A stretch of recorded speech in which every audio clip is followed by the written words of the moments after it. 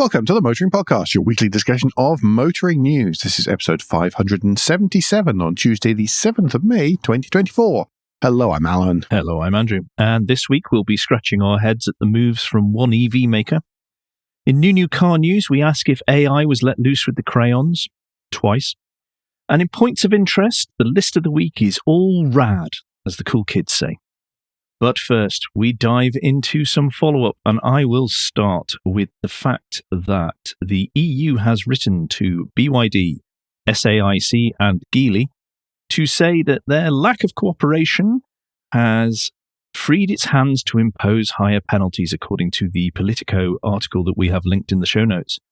As everyone should be very aware of now, the EU has investigated, or is in the middle of investigating, whether the Chinese electric car makers are unfairly helped by state subsidies. Mm-hmm. Generally, what the take on this is, yes, and this has really only been used to find out just how much, or try and estimate how much, but the EU has come out just before the president of China arrives in Europe to say, well, you haven't actually given us the information we want. Mm-hmm. All we can do is a best guess. Get ready for potentially hefty tariffs. But it's starting to go both ways now, because just the other week, the Chinese government in Beijing has launched its own anti-dumping investigation into imports of European brandy. Where does most brandy come from, Alan? It comes from France.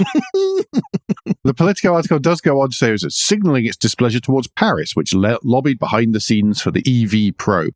So I imagine it's a little bit frosty around the Élysée Palace right at the moment. Yes. Well, that's interesting because the French car makers generally are not building their electric vehicles in China and importing them back here. No. Whereas the Germans seem to have quite happily taken advantage of local companies who have possibly been helped by the Chinese government in setting up, etc., and cutting costs. Well, Volkswagen and SAIC is completely problem-free at the moment. Yes, absolutely. As we covered the other week. It should be noted as well that the EU is not investigating Tesla or anyone who makes a car out in China that is European-based and brings them back into Europe. It is only purely the Chinese companies who are bringing cars over here. And let's not forget that the percentage of these Chinese-made cars, particularly electric cars, is not that high compared to the more Western brands. Yes, absolutely. So no one say protectionism. No. Talking of EV makers, though, Alan, well, maybe. Who knows for how much longer? All depends on the whims of an 8-year-old, doesn't it? Yes, Tesla has given up. Oh, sorry. No. That's next week's story. That's next week's story. This week's story is from Inside EVs, and it's Tesla even gives up on next-gen gigacasting. Tesla was talking about casting large parts of the subframe underbody of its car bodies in white. So instead of obviously doing what you do at the moment, which is you stamp loads and loads of pieces of metal, and then you weld all the pieces of metal, and then there's room for water to get in and rust and all sorts of things like that. The idea is that if we make this as one great big single casting, or even just 2 parts instead of the 70 little parts, then that's going to be better, faster, stronger, etc. They're not developing it anymore. No, which does make a lot of the industry that, again, has learnt the wrong lessons from Tesla by leaping onto trying to ape this. No, let's be honest here. This is not something that Tesla invented. No. One of those things which Tesla branded and then told everyone about.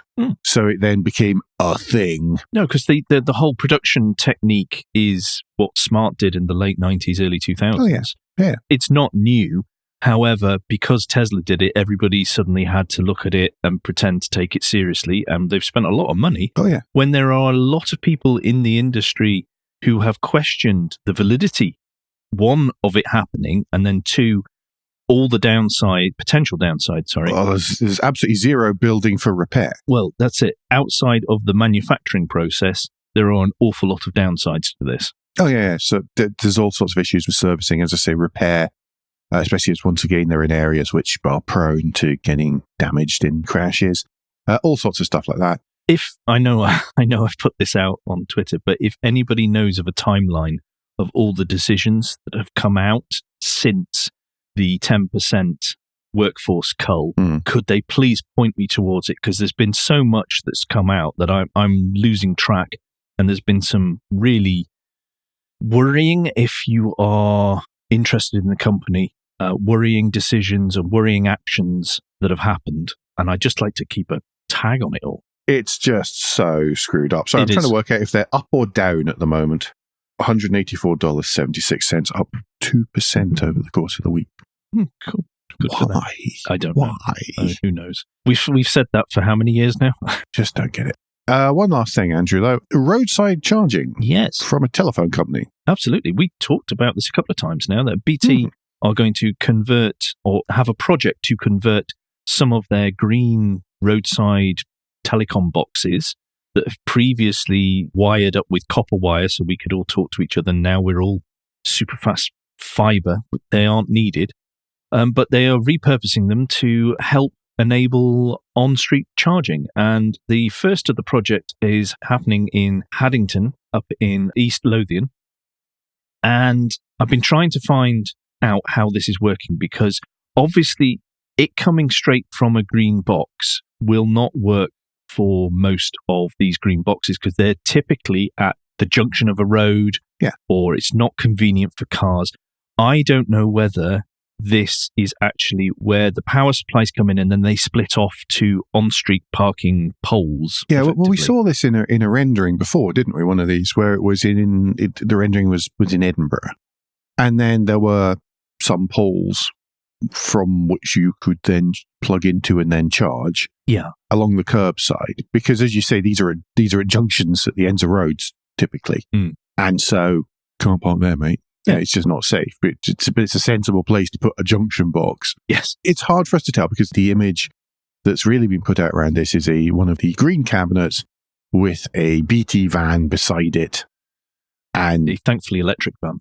Is it? Yes. You can just see the green. Oh, it's got green up front of the number plate. I didn't think it was. Yes. So they've got an electric van parked in the vicinity of a green box, and that's the picture. But I think it's a brilliant idea, and congratulations to whoever thought it up inside BT, that when actually we've already got curbside power. Yeah. We don't need to run loads and loads of cables everywhere. Right. Do you want to take us into new news now? We start off this week. It is the annual AUTOCAR Great Woman Awards, obviously the 2024 edition, and it celebrates the achievements of the most influential women across the automotive sector. The most influential woman has been named as the Ford of UK and Ireland boss, Lisa Brankin. Congratulations to her. That sounded really, really awards ceremony. Drop of the name at the end there. And we're very conscious that it's two men discussing this, by the way. Every year we do that, and we say that. A whole long list of categories covering the sort of overall, which of course Lisa's just one, from executive, and then all the different areas of large companies. Manufacturing, it's Diane Miller, who's the plant director of Ellesmere Port, which is, of course, Stellantis plant. Great stuff. Congratulations, everyone. There will be a link to the full list and the AUTOCAR article all about this in the show notes. Yeah, what is very interesting for me is that it's not just car companies. It is suppliers, it is the seller of cars, and also helping to test vehicle technology as well. So I think we say this every year. We love this award. We think it's brilliant, as well as being sad that it needs to be done. But it is great to see. And yeah, as you say, congratulations to everybody who's been nominated, let alone received an award. The full list of all the winners and everybody who was nominated and everything there's a special sort of AUTOCAR microsite around that, which is linked from the story. Andrew, France again. Yes, into France. And this is the news that the French car industry has agreed a strategy with the government. Now, I know that may come as a shock to anyone in the UK that these things can happen, but they have. And what has been agreed between the car makers and Macron is that they are going to produce 2 million electric or hybrid vehicles by the end of the decade. They are going to increase sales of electric vehicles by 2027 fourfold on what they are now. So that's quite a jump in 3 years. Almost a million. Yeah. 800,000. And there is also comments from the French government about how they are helping this or helping the consumer as well, which will lead this demand and push from the car industry. I sit here in the UK very sad and depressed seeing what it looks like when a government and car industry seem to be working together. Yes. And I have zero faith, whatever flavour of politician we have now or will have in the future, that will change dramatically. Yeah. A lot of it's to do with just the way French... how do I word this? What, without being fired? No. God, no. That happened years ago. So a lot of it's to do with sort of the way sort of people across different sectors of very, very high management in France do tend to come from a very small pool. Okay. And so they do actually know and speak to each other. Ooh. As opposed to maybe in the UK, where that hasn't really happened at the moment. And I don't mean they've all come from like Eton, Oxford, Cambridge. It's because they've all come from the technical Sciences Po, which is the political part, but then there's also all the various technical universities around Paris as well. Even if you are an engineering person, then it's held in the same kind of regard as being, I don't know, an art historian. Political sciences, let's just say that. Art historians pushing it. That sort of all pools together. The centralization of France aids these things. And the fact that, quite frankly, it's France is very good at industry and agriculture. And two things that our government doesn't appreciate that the UK is any good at are industry and agriculture. They think that it's all about finance. What I find interesting to back that up is the finance minister, Le Maire, stating the choice that has been made is whether we want to be a country of producers or a country of consumers. Yeah, whereas in the UK, we're just consumers. Yeah. They're embracing it the way that the Koreans, etc., already have done with this kind of stuff. And the good news for Europe as a whole is that Stellantis is basically a French company. And so apart from the Germans, then they're controlling right across everywhere. And that should be good for all of the countries that Stellantis has plants in. But do remember that it's France, so there will be a certain amount of centralization in France. And I say that as a massive Francophile, and that is not abuse or anything else like that. That's observation based on many years of working for a French company. Okay, well, let's pull you out of the potential mire, and can you tell us about Volkswagen poor design claims? It just shoves me into a different mire, to be perfectly honest. There's an article in The Guardian, well-known motoring publication, which is headlined, VW owners claim poor design left cars open to parts theft costing £1,600. Thieves have been stealing adaptive cruise sensors, which are hidden neatly behind the badges. So you know how the badges these days are just plastic, often mica, which is transparent to infrared. And so the various sensors tend to be hidden behind them, because otherwise you end up with the whole Audi looks like there are police flashes in the grille effect with the sort of two shiny bits. So it's trying to hide those. And it happens with Volkswagen. It happens with many, many, many brands. However, an owner is claiming that Volkswagen has bad design because the sensors for the cruise control are at the front of the car, and therefore with a bit of jimmying, nefarious types can remove the badge and the sensors behind it to put into other things. Now, this is one of the challenges of all of the driver monitoring aids at the minute, is that they do require there to be sensors out in places where if you are caught in an accident, then they're going to get damaged or killed. And then there are the challenges of sourcing the replacement part, and of course the costs, because the cost of everything is going up, as we're all aware. And so what's happening here is people are pinching it. Yeah. And it is easier and quicker to go take it from another Passat, which might be parked in the street in parts of London. So you've got many cars all close together. It's like a scrapyard, really. You can just go along and take your supermarket shelf. Yes, exactly. Just remove the sensors or catalytic converters that you need. That's happening. And this is being seen as poor design on Volkswagen's part. I don't think it is poor design, by the way. I think it's just the way of the world. Yes. There are larger issues at play here, which have combined to create this unfortunate situation for the poor owner that has had that stolen. I mean, we're not mocking them for having it stolen in any way, but to claim that it's the car company's fault due to where it's located it shows a level of lack of understanding of the technology and how things have to be positioned. I included catalytic converters there, but don't forget that then, of course, headlamps are another favourite. Exactly the same reason. Yep. Phenomenally expensive and right on the corners. We saw those terrible pictures of Porsches where somebody just got at them with an angle grinder to pull the headlamps. Similarly, Range Rovers and Land Rovers, similar deal, removing them. But if they're only taking that from your Land Rover, you're doing all right.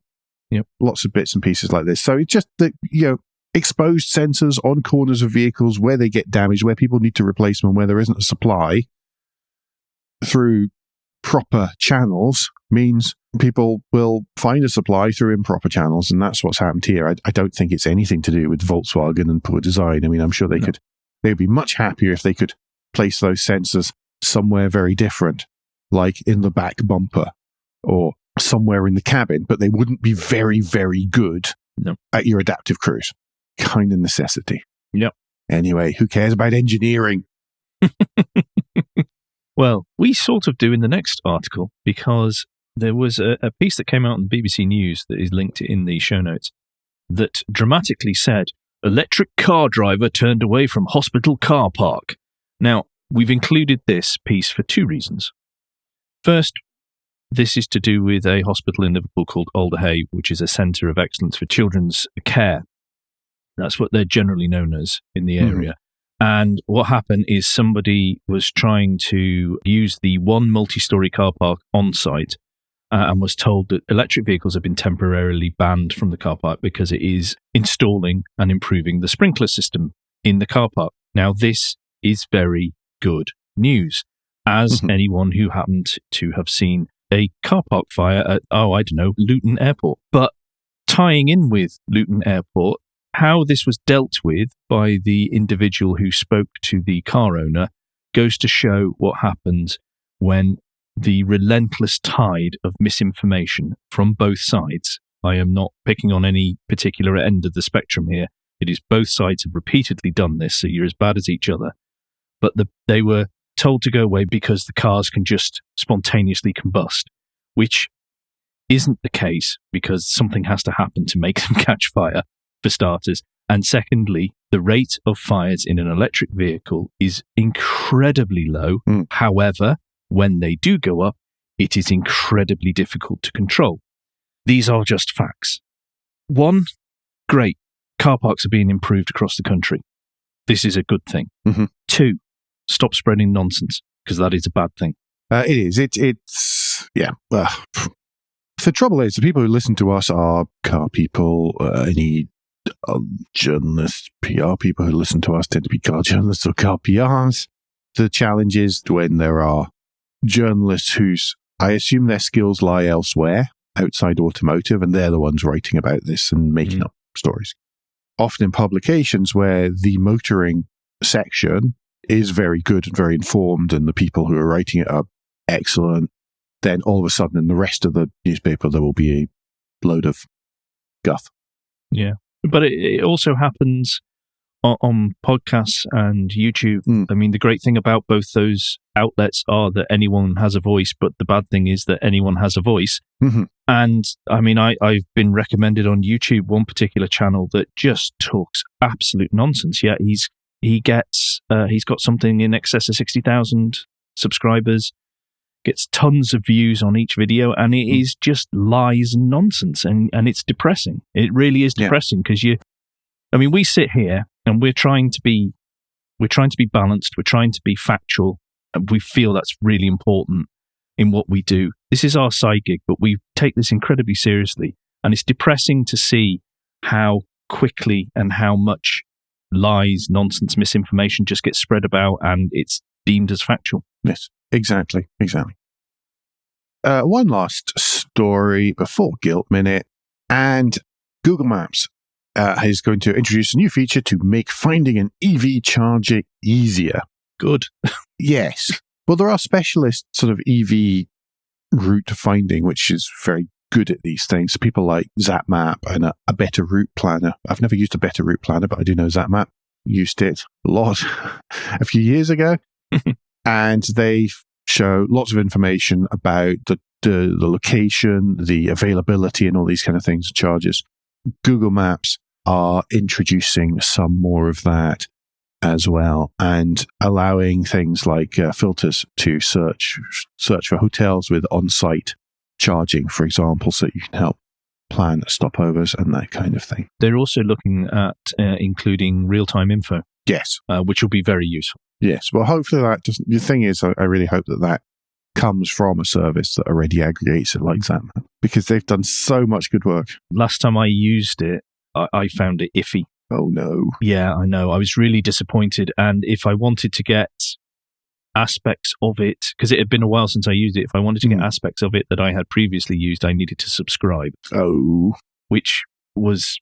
I understand from a business point of view, but was frustrating on the other hand. The thing is, for that one, we're occasional users. Yeah. You know, if we had EVs using them all the time, then it would be worth it. Would make more whatever sense, the small subscription would be. Sorry, I don't really use Google Maps, so it doesn't really affect me. Well, more to the point, I don't have EV charging, but I don't like Google Maps. Yeah, it's rolled into certain cars that are out there, because Polestar and Renault have tied in deeply with Android Automotive operating systems. That will be coming if you have one of those cars. That will be coming to your vehicle soon. Which brings us to Guilt Minute, as I said, the quick break in the show where we ask for a tad of financial support to keep the lights on and the hosting running. If you feel the Motoring Podcast is worth a small consideration every month, then you can become a patron. Different levels of patron include different levels of commitment from us to you, including being able to watch the show recorded live. We also have a small range of merchandise in our spring store, from stickers to mugs and t-shirts. If you don't have any spare cash, and we do completely understand, then you can help us by following for free from a podcast player to receive every show as they're released, and by liking and rating the show in whatever way your podcast supplier lets you. If you've done all that, and some of you do, so thank you very much, then the last thing you can do is to recommend us to your friends or colleagues. Thank you, everyone that does. And a quick update now, rather than at the end, because there are still some very naughty people who don't listen all the way to the end of the show. How dare you. I know. But the consensus appears to be, if you are an Android operating system user, Pocket Casts is the best podcast app of choice on there. I did get several other recommendations, but the one that garnered the most response was Pocket Cast. It did seem to be the one that I kept seeing as what people were saying. Switch to Pocket Casts or tell your friends or whatever, but just pass that out, because Google Podcast is going. Or use YouTube. Yep. Anyway, let's take us on to new car news. And we're going to start with the Renault Symbioz, as the cool kids say. Sorry, I don't know how I'm supposed to properly pronounce Symbioz. Andrew has teenage children. Symbioz. I don't know. I'm not sure. I will. Made up words are difficult, and it's okay for the print mags that just have to write the darn thing. I look forward to the call from the head of Renault PR to tell me off for how I've done that soon. But this is actually a family-focused hybrid SUV for £30,000, according to the AUTOCAR article. It's essentially the Qashqai. Well, it's Qashqai's size. And platform and powertrains and and it fills the apparent gap in the. Renault seems to be trying to do the Mercedes. Let's fill all the niches and sub niches. We will have Aussie they've SUV, got the Captur, and then they have what's the one that's above that? I am going to correct you on that one, because it's Captur. In French, it's Captur. So it's Captur. Right. Sorry, apologies. And also they have, what is it that's above that? That's the it begins Arcana. With the Arcana's the one. It's the coupe one. But there's also the Austral. Oh, the Austral, which is larger. Can anybody imagine? I mean, I know that I've been out the country since these were launched, so I cannot imagine what they look like other than a Symbioz, but bigger and smaller. Yeah. Yes. I'm assuming no, I know the Austral's the one that looks like a Peugeot, isn't it? Yeah, it's got and it has the coupe, whereas this is definitely focused on families. It's a squared off back idea and all that stuff. The Arcana's just ugly and odd. Allegedly. In my humble opinion, of course. Yes. But it is. What they are doing is they are really trying to fill a gap that they have found in their lineup. Basically the cash cow gap, because it's so successful. Well, yes, it does feel a little bit that way. You just sort of feel, why is the capture that in there at that point? Why is it not smaller? But whatever. Because it's a Duke platform repurposed. Yeah. It's interesting if you do click the link in the show notes, because they talk here about Renault talk about how they designed this, and they use the Renault 5 as a bit of a benchmark in terms of how that was emotionally driven, whereas this is all about being rational and less emotional, because they had a blank page and they are trying to answer a question rather than, answer a question rather than try and drag us in with, which they've successfully done, with the emotion of the Renault 5 and all the history and all the rest of it. So this is, I think what they're trying to say is it's not sexy, but it works. Yeah, that basically is it. And that can be said for everything in that segment, I think. Can we have a quick moment of pause and consideration for the range-topping model in the UK, which we called the iconic Esprit Alpine? Is that not... I read that before and I was thinking, why would you include Alpine? Does that not mess and muddy the waters? I don't know. The iconic spirit of the mountains. Coming to a city near you. Yes, exactly. But to be fair, though, they do talk about... there we are, just making a bit of mockery. But the thing is only going to weigh just under 1,500 kilograms. Yeah. And considering how bloated and heavy so many vehicles are today, this is a good thing. And it appears as though, which of course the manufacturers were always doing, they are taking on efficiency as a key factor here. And with that, weight is evil, basically. What it's worth saying is that's the rough weight, obviously, for lower end, but there is only one powertrain available, and that's a full hybrid the Renault's E-Tech full hybrid 145 system, which combines a 1.6 litre four-cylinder petrol engine, a multimodal automatic gearbox, whatever that means, two electric motors, thank goodness no, two electric motors, a 1.2 kilowatt-hour battery, offering up to 145 brake horsepower, an official fuel economy of 61.4 miles per gallon. Your mileage may vary. And Renault claims it's capable of running on electric power around 80% of the time in city driving. Sounds like the Yaris Cross, if it can do that. Mostly running on air and unicorn. But this will sell. I mean, that is a very popular niche, as the cash cow suggests. Entry-level models just under £30,000. If nothing else, it'll sell into Motability in the big fleet. It looks smart, to be fair to it. I mean, there have been a certain amount of jibes poked at it during this discussion, but actually, it's a perfectly handsome vehicle. There's nothing wrong with it. It doesn't stand out. It will come in, hopefully many of them will come in this nice kind of bluey grey colour, and it will be a mass market seller for people who just want a car. And I'm sure it'll be blooming good at it. Talking about people who just want a car, Alan, do you want to take us to Ferrari? Yeah, there's a new Ferrari. It's the 12 Cilindri, and they got AI to write the name as well as draw it then. 819 horsepower, 9,500 RPM, and it's the successor to the 812 Superfast.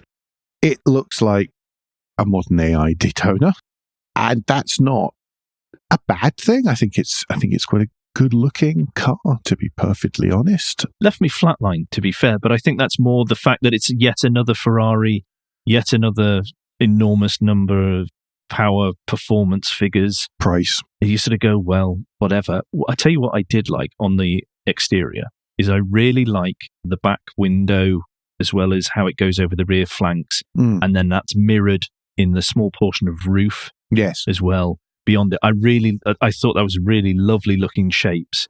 And yeah, I mean, it's not, there was a lot of stick given to it on social media, which I think possibly is something to do with the fact that it's got the strip that the Daytona used to have. Yeah, but it's not just that. The fact here is, again, the press images that are out, that are everywhere, are either very high quality renderings or they are so doctored that they look like high quality renderings. And as ever with these, it's something I've come to learn, that when any of the Italian brands put out their press photos, the cars always look worse in the press photos than they do in real life. I take these things with a massive pinch or bucket of salt, and I'm sure that when I see one in real life, because I will at some point, when I see one in real life, it'll be, this looks so much better than those awful pseudo AI generated rendered press pictures. Mm-hmm. It's heavier than a Renault, by the way. Yes. And it's a V12. We didn't mention that, but it is a V12. Sorry, That's I thought the 12 cylinders as the name was a giveaway. My apologies. Well, yes, but just to make it absolutely clear. However, why quite so many people got so exercised, I'm not sure, because they're never going to see one in real life, and it makes no difference to their lives, but whatever. Yeah, quite. I expect there's plenty of things I say that people go, what? Yeah, there are. And that's just on this show. Yeah. I think that in real life it's going to be much cooler. It's going to be much better. I'm looking forward to seeing one. They'll sell loads as well. Oh, there's definitely a market for it. There is. They've all gone probably by now. Yeah. Oh, it's probably already sold out for years, I'm sure. It's going to be lovely. I love that it was shown, though. The interior pictures show the blue leather and Alcantara interior. Did you see how low the screen is, though, in the middle? Yeah, but you're not looking at that screen. I hope not. Well, not for long, because you'll be in an accident. I'm going to move us on before this falls down a hole. And this is the news that TWR have come out with the Supercat. It is a 600 brake horsepower wide-body Jaguar XJS resto mod thingy that will cost only £250,000. They're going to make just 88 units. They'll never make 88 units. And again, the internet's lost its cool. If they make 8 of these, I'll be amazed. There is no way there is a market for 88. I'm sorry. There's 88 garages out there that it can sit in and appreciate or depreciate. No, to be honest, I don't mind this at all, really. I think the front is more successful than the rear three-quarter look. Again, in the photos that, again, I think these look more like a human has taken them than the Ferrari one. Yes, they do. But, yeah, is the XJS the car to have done this with? I don't know. I don't get it. There is no direct line back to racing, even I don't understand. Didn't they race the XJ, TWR? Yeah, they did, the XJR9. And then the XJR series. But not this. Yeah. I mean, there were TWR racing XJSs, but they didn't look like this. And once again, with anything like this, I am happy someone has done it. Oh, yes. Sorry. Yes, it is. I am delighted that somebody has creatively expressed themselves and given us a different interpretation on it. And I think that's brilliant. Again, it makes absolutely zero difference to me because I will never see one. I will certainly not be able to afford one. I would be amazed if we see more than one, if anybody sees more than one. Maybe at one of those Bista Scrambles. Yes, I'm sorry. I'm just looking at it and thinking that it's an XJS by will.i.am, and that's not a good thing. Okay, then. Well, why don't you take us to points of interest? Yes. So points of interest this week is not sponsored by Haggerty. I know it's going to look like it. First up, if they wish to discuss sponsorship, we are open to it if you get in touch via the contact page. Haggerty has introduced a Radwood index of values, and so they have chosen 50 vehicles from the 80s and 90s that can be used as a barometer of what's happening in the marketplace. They come from a number of brands all around the world, different ages, all sorts of stuff. And the idea is so that you can have an idea of what's happening with vehicle prices. I don't know if it's really for investment. I do think it's as much as an interest tracker as anything else. But I do recommend that you go and you visit the piece in the description of it, if only for its lovely charts. Oh, yeah. Superb chartage. Well done, whoever in Haggerty did all that, because they are great. There's some really, some nice charts, nicely listed, including a list of all 50 vehicles and their average prices. Well, do you want to pick one? Ooh. I've got this in the wrong order. This is the list. Oh, is this actually the list of the week? Okay. Yeah. So I've got this in the wrong order. Sorry, that's my fault. It's all right. We'll carry on from here. Oh, no. Hang on. Oh, you see, I hadn't thought of one. There's so many. There really are so many. Well, there's 50 precisely. Oh, well, sugar. I've got one. Shall I pick one? You pick one first.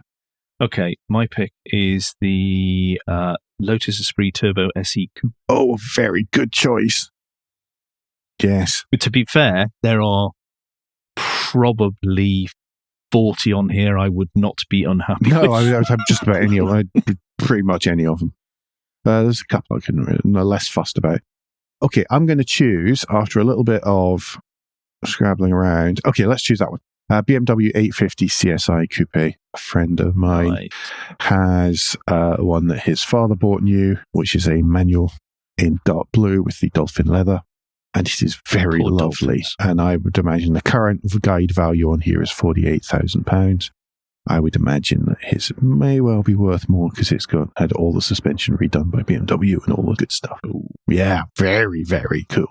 You have to check out the list. There are an awful lot on here. And the stuff at everybody's price point. Pretty much everybody's price point, by the way. So this is not unobtainium. It's from 4,600 all the way up to 93,300. Roughly. Yeah. Do go and enjoy that. Yes, absolutely. Totally. I will take us to the lunchtime read now that I've messed up the order. And this is again from Haggerty. As Alan said, they haven't sponsored us, but they have some excellent articles for us to share with you. Particularly good this week, yeah. And this one is in miniature, the 4x4 models of Robert Gunn. And Giles Chapman writes a great piece on... Giles Chapman always writes a great piece, so let's not... Well, yes.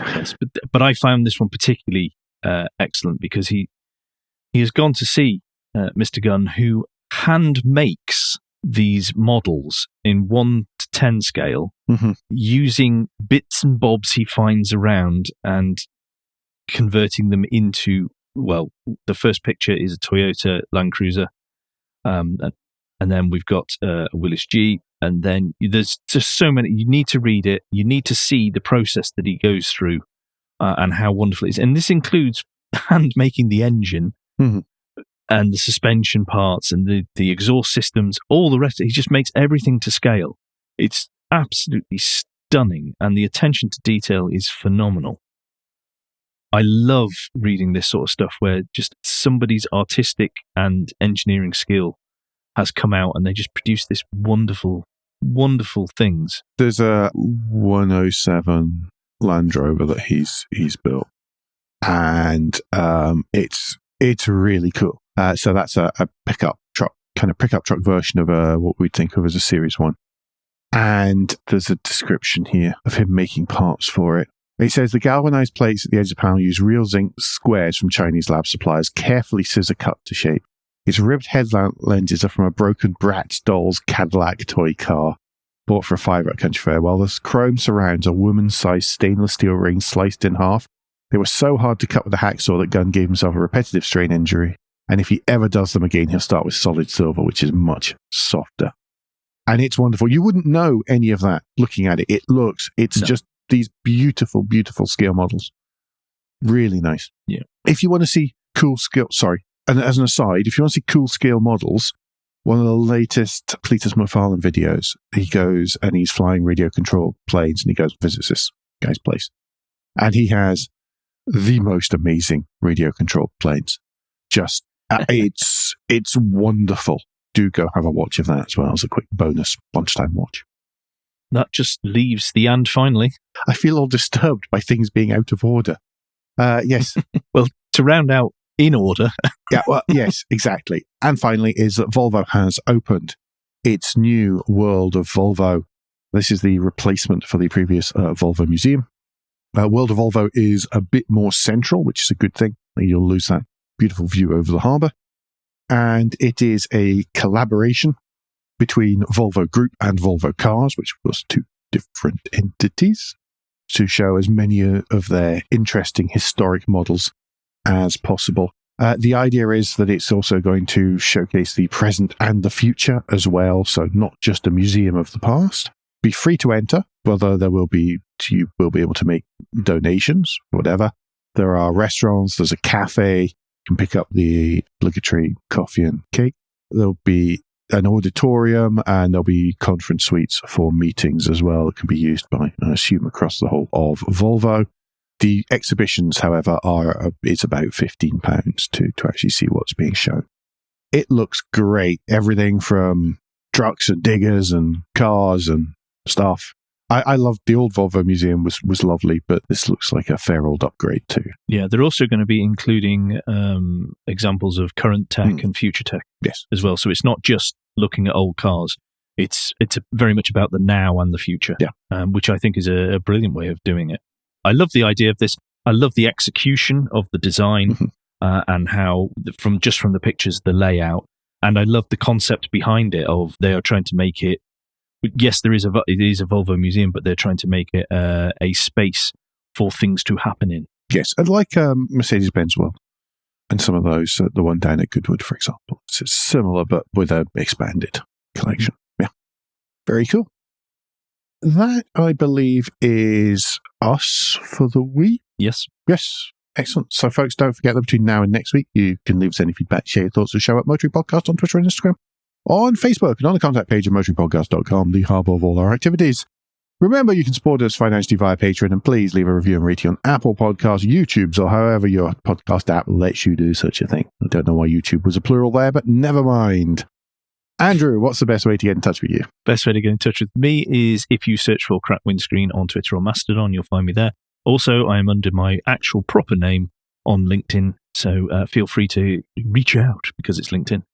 And Alan, if people would like to discuss how we messed up the order with you personally, what's the best way for them to get in touch, even though it was my fault? Yeah, and do it before I start talking about math and Legos. You can get in touch with me on Twitter, Blue Sky, and Threads, reluctantly, where I'm at AJP Bradley, Bradley. We'll be back very soon, as I said, but until then, I've been Alan Bradley. I've been Andrew Clues. And safe motoring.